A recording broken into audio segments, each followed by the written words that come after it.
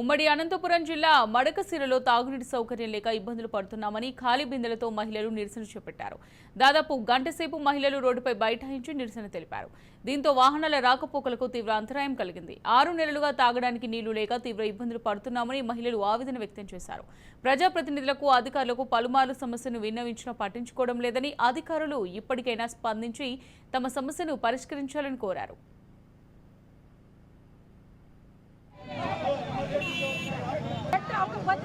ఇప్పుడు వరకు కనీసం మట్టి స్పందన లేదు.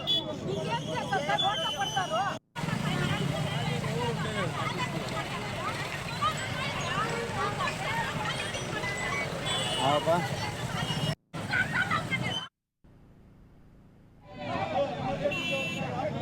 ఒక 10 రోజులైంది. ఇప్పుడు వరకు కనీసం మట్టి స్పందన లేదు.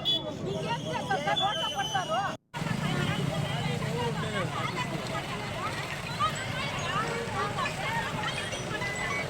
Apa?